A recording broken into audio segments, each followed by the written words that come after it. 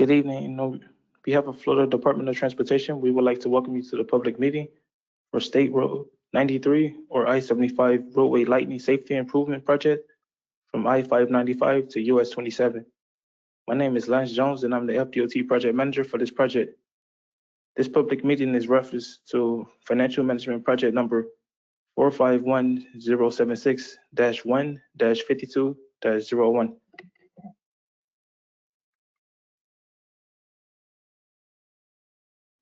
At this time, I would like to introduce the project team. From Gold Associates, we have Amazia, the consultant project manager, Godfrey, our quality assurance manager, and Victoria, our community outreach specialist.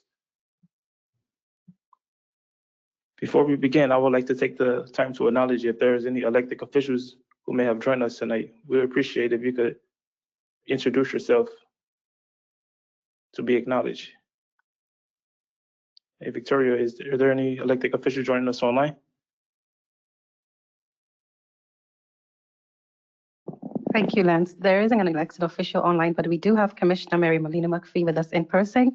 We appreciate taking time to join us for this evening. Thank you very much. Okay, thank you, Victoria.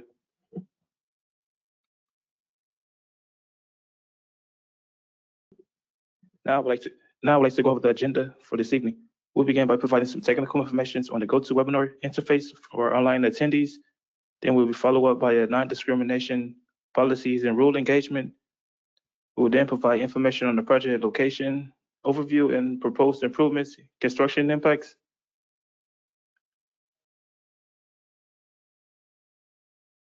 And project scheduling costs. We will then transition into a question and answer session, and we will provide the project manager contact information. I will now hand the presentation over to Victoria to go over the technical rules of engagement.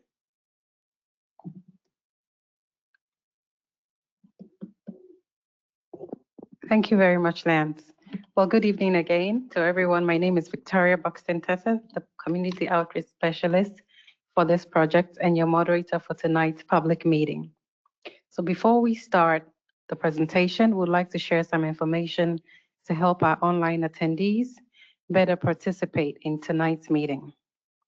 We are using the GoToWebinar platform for the meeting. There's no cost to the public to join or to dial in to participate. So the image you see on your screen is the GoToWebinar control panel. It is located on the upper right corner of your computer or device screen. To listen to the meeting, your computer or device speakers are selected by default.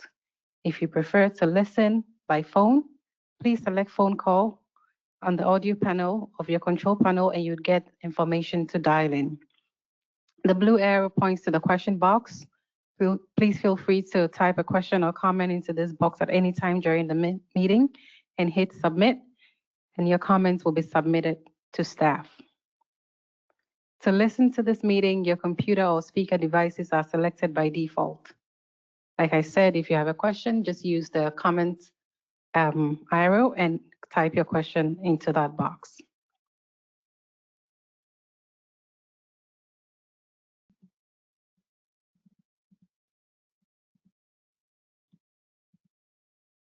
Public information for this meeting, including information on how to access the meeting platform, was provided in letters to property owners and tenants within the project area.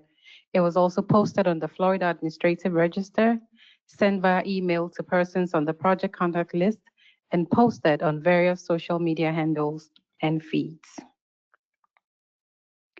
So the Florida Department of Transportation complies with various non-discrimination laws and regulations, including Title VI of the Civil Rights Act of 1964. Public participation is solicited without regard to race, color, national origin, age, sex, religion, disability, or family status. Any persons wishing to express their concerns about Title VI may do so by contacting the Title VI contact persons shown on this slide. Now, before we start, we'll go over a few rules of engagement for tonight's meeting. First of all, this public meeting is being recorded.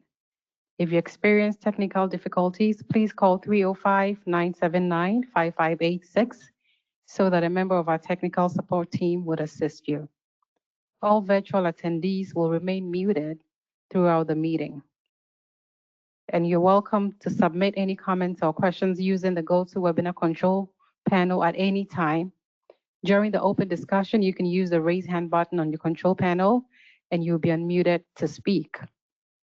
In-person attendees are also welcome to submit questions or comments by forming a line after the presentation behind the podium located to my right. And if you're on the phone and you have questions, we ask that you submit them to the FDOT Project Manager, Lance Jones, via email after the meeting, and a response will be provided. I'll now turn over the meeting to Godfrey Lamte to take us through an overview of the project.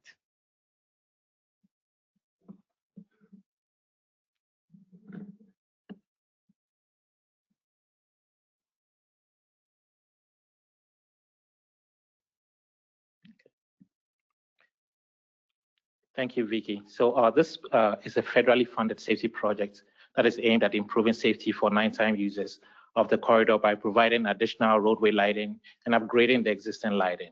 Now, the project is located in Broward County, Florida, and borders the cities of Weston and Sunrise. It extends along I-75 from the I-595 interchange to the US 27 interchange, covering a total distance of approximately 7.67 miles. Now, within the project limits, the posted speed limit is 70 miles per hour. Adjacent land uses vary.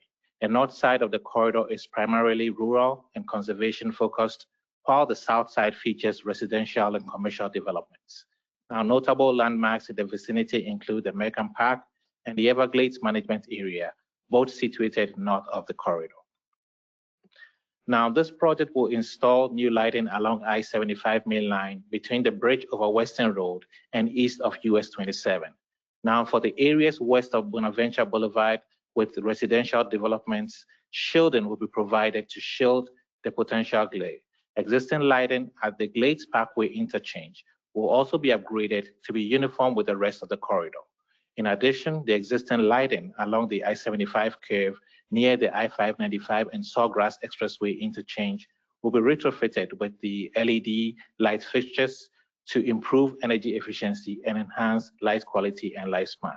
Now, Amazia will now take over and present the specifics of the proposed lighting improvements. Amazia.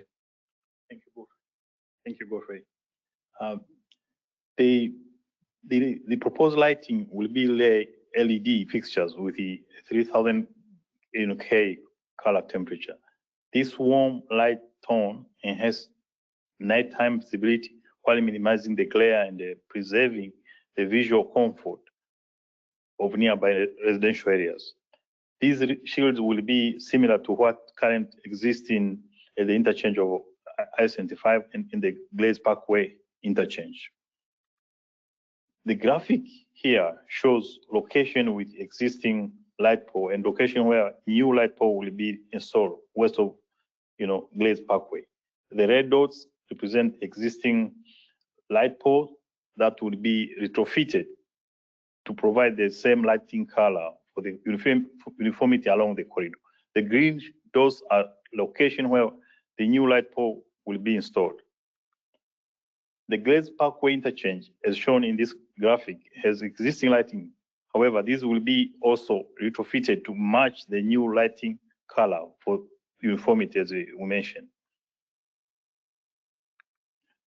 As you see, there are no light poles on I-75 mainline at the Indian Trace all the way east to Western Road. So new light pole will be installed at the location shown in this graphic. Lighting at the Bonaventure Boulevard interchange will be improved with the new light pole at the location shown in the green dots as noted. So let me talk now about the construction impacts. Construction will be done in phases to reduce the effects of construction on the community. The light pole are located on the roadway shoulders along the I-75 mainline. So work will be requiring temporary closure on the roadway shoulder along the mainline.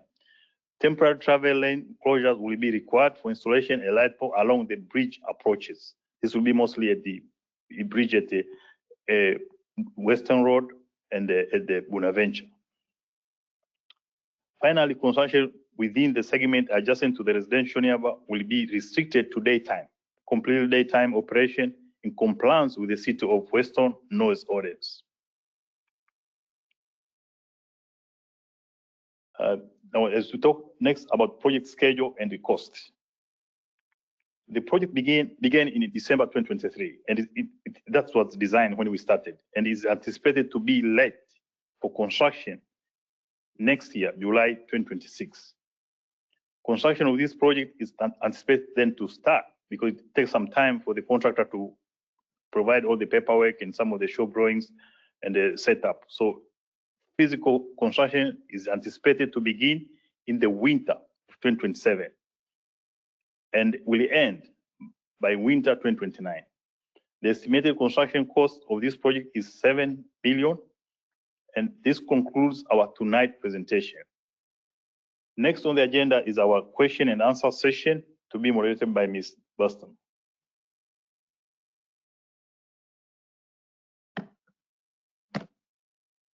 Thank you very much, Amazia.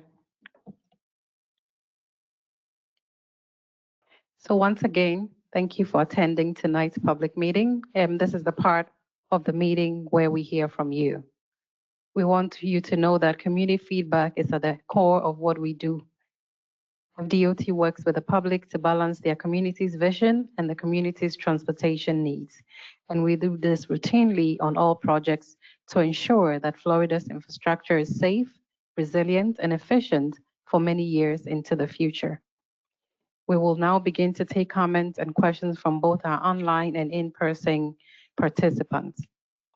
Like I said earlier on, if you're online and you would like to type a comment, please use the question box to send us your comment or your question. And if you're in person and you desire to speak, please use the podium on my right to say your question. We only ask that before you ask a question, you state your name and then you follow up with a question. For those online, once you raise your hand and we unmute you, your microphone should turn green. When a green microphone sign shows up, it means that you're unmuted and you're ready to speak. Now at this time, we're open for any questions or comments.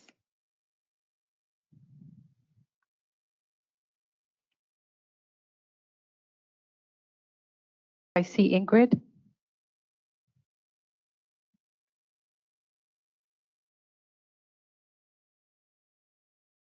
Hello. Hello. How are you? Yeah, just was looking at the scope of the project. It only includes lighting, but I was wondering if it can also include a noise barrier on I-75, same trajectory. We live very close to the highway, and we constantly hear the cars going and, passing by. The highway noise is pretty high in our neighborhood. So I was wondering if that could be included in this project.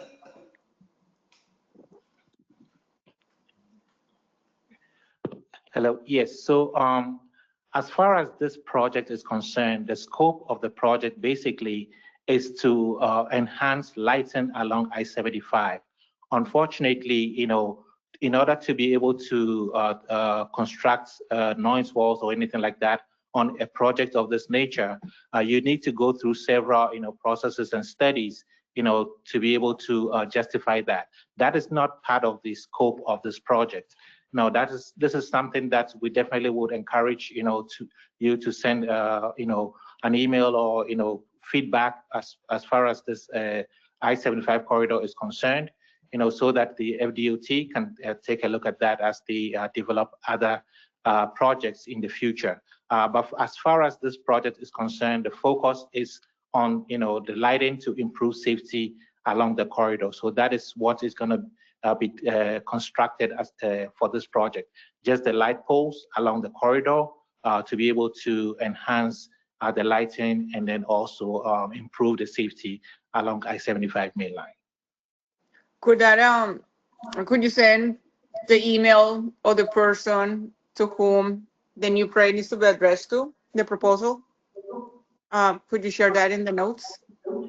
Vicky, can you please go to the slide with the contact information? So we do have, one of the slides we have has the contact information, and we do have Lance Jones. He is the FDOT, project manager for this project.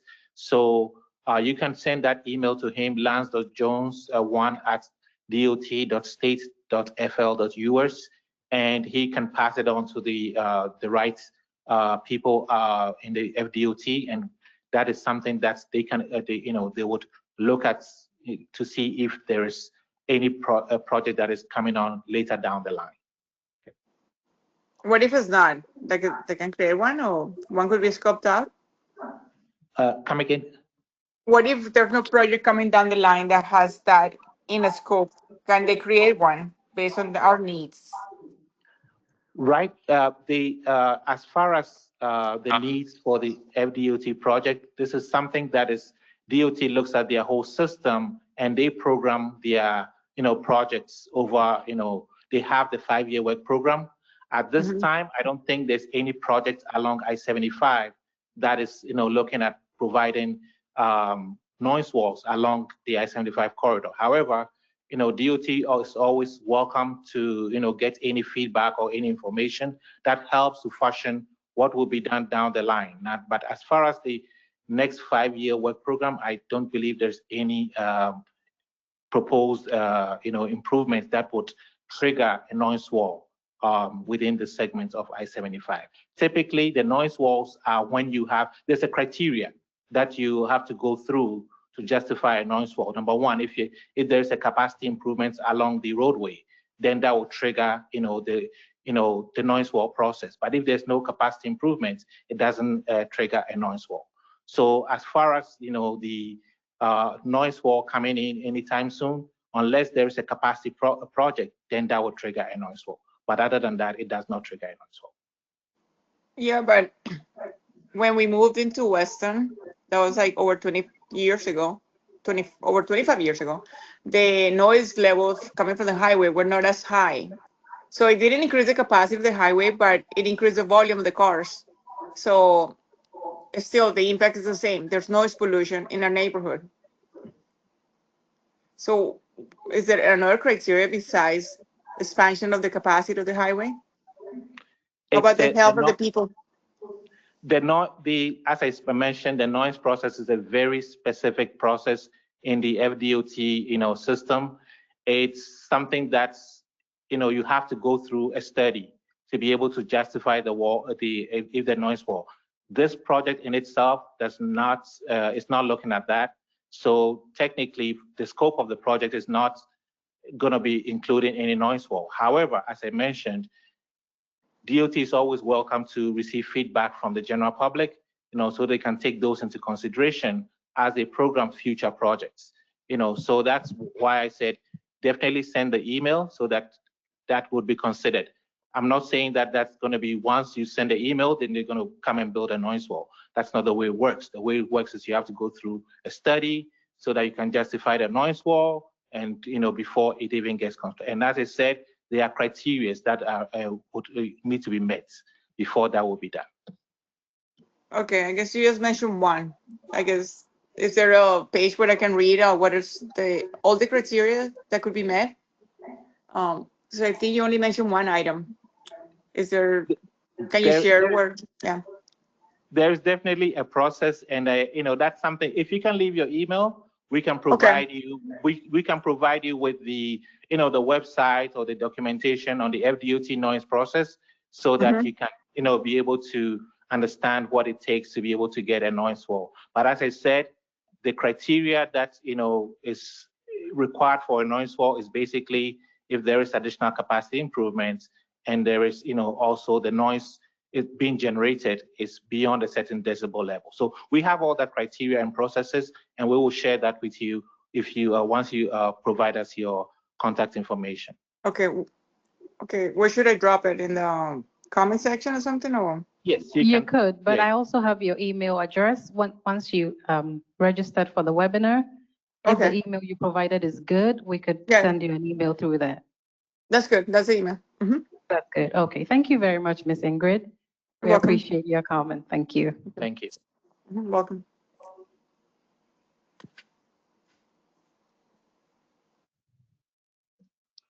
Well, we're still open for questions and comments. This is why we have these meetings, because we want to hear from you. We want to know what you think about the project. And if you have other needs like Ms. Ingrid, would also like to hear about those. So if you have any comments, please feel free to ask them.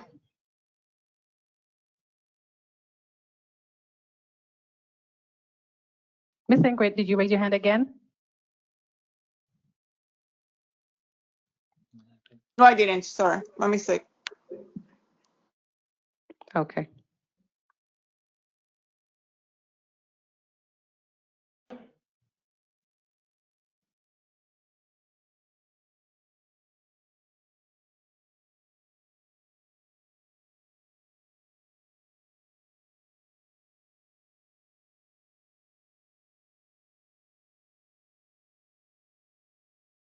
Okay, we do not have any hands raised. We do not have any comments either. So we'll move on with the presentation.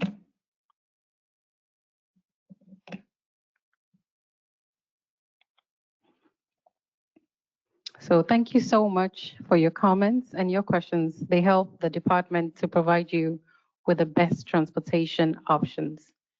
If you have questions or comments after the meeting, or for all other project-related questions, please contact the FDOT project manager at the contact information that I'll show on the next slide so that we can hear from you. And we're also going to post a copy of tonight's presentation on the project website so that you can have access to it within the next 48 to 72 hours. We'll also have a recording of this meeting posted online. And any questions that were unanswered, like Ms. Ingrid will follow up and send you the information that you requested so that you can have information to follow with the process of making a request for that noise wall that you speak about. Also, I have one more question, sorry. All right, go ahead, ma'am. On I-75, we find a lot of animals crossing the road, alligators, turtles. Would the light be the kind that doesn't attract those animals to cross? Kind of like what happens in the beaches where the lights are dim low so the turtles don't get misguided by the lights? So to answer your question, these lights, when we were doing this, the design for this corridor, we actually coordinated with the wildlife, fish and wildlife. They have specific, temperatures, light temperatures that are warm, but they are not so bright, so that it does not, attract the wildlife in there. So what the lighting that is being provided, as part of this project basically meets the requirements for the fish and wildlife so that they do not, attract the wildlife towards towards the roadway or towards the light. So all of that has been taken into consideration in order to be able to select the right luminaire for the corridor, so we avoid, or minimize those issues.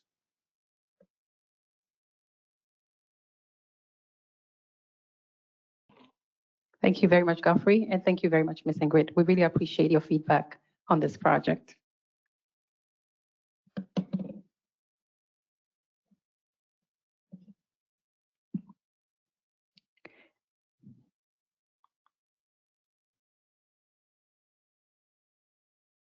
Once again, this is the contact information for the FDOT project manager.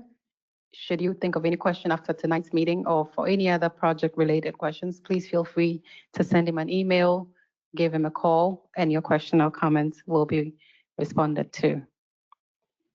Before we close, would like to invite you to complete a short survey to give us feedback on how tonight's public meeting was conducted. If you joined us online, you'll be prompted to take the survey when you leave the virtual meeting. For our in-person attendees, the exit survey is printed on the back of the comment form. Please drop completed surveys in the comment box located in the back, right where you signed in. And thank you in advance for your feedback. I would like to remind everyone here that October is National Pedestrian Safety Month. It's a nationwide campaign led by the National Highway Traffic Safety Administration to raise awareness about pedestrian safety and encourage safe behaviors for both drivers and walkers. So throughout the month, communities are encouraged to promote visibility, reduce distractions, and support equitable access to safe walking environments. Events like Walk and Roll to School Day and White Cane Safety Day highlight the importance of inclusive, proactive safety strategies, especially in high-risk areas. Our team is proud to support this effort through targeted outreach and design improvements that prioritize pedestrian well-being. So this concludes tonight's public meeting. The project team will be available after the meeting to walk you through the displays and continue the discussion. We invite you to stay if you're able to, but if you're not, we appreciate you taking the time to join us here tonight. Thank you so much. Have a good evening and safe drive home. Thank you.